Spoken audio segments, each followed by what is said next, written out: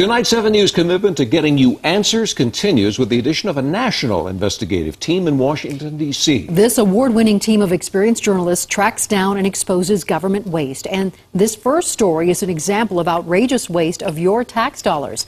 At a time like this, when all of our budgets are tight, how can Washington bureaucrats justify the type of spending we've uncovered? Well, tonight, our Scripps National Investigative correspondent Jim Osman shows us how taxpayers are getting taken for a ride. You're aboard Flight 1503 and we're ready for takeoff. There's a pilot at the controls, but something or someone seems to be missing. A few someones, actually. Critics say this is an enormous waste of your hard-earned money. This is absolutely outrageous. We're running $17 trillion in deficit. Attention all taxpayers, fasten your seatbelts. It's going to be a bumpy and expensive flight. Congress enacted the Essential Air Service in 1978 to subsidize smaller airports out of fear that larger airlines would abandon them during deregulation. It was a program that was only supposed to last a few years, but get this. 34 years later, the program is still going on, which raises the question, how essential is the Essential Air Service after all? Our investigative team boarded flight after flight after flight to see for ourselves.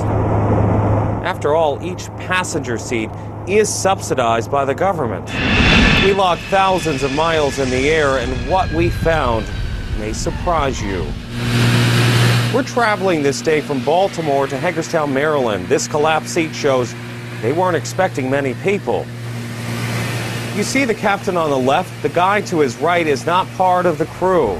The plane was so empty, the captain allowed this passenger to sit in the co-pilot's seat. And there's more. This flight had just one person on it and 8 empty seats. The same on this flight. And this 19-seater from Cleveland to Du Bois, Pennsylvania, had just one passenger as well.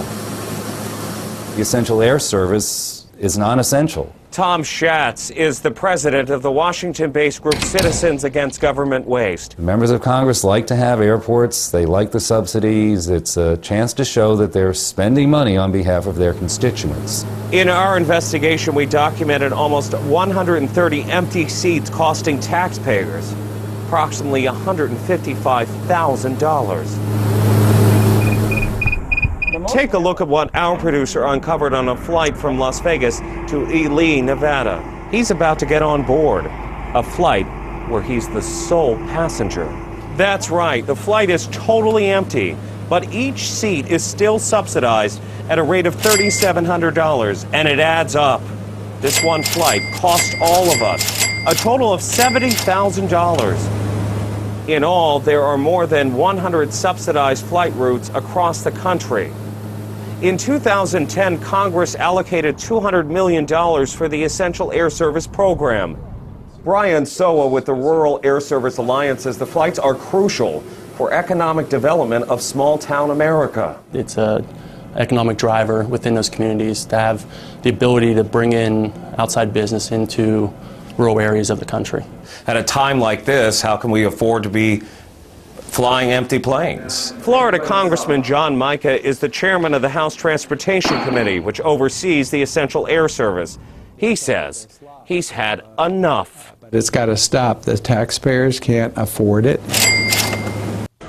And Jim Osman, our Scripps National Investigative correspondent, joins us live from Reagan National Airport in D.C. And Jim, if the head of the Transportation Committee thinks this is outrageous, why are the planes still flying?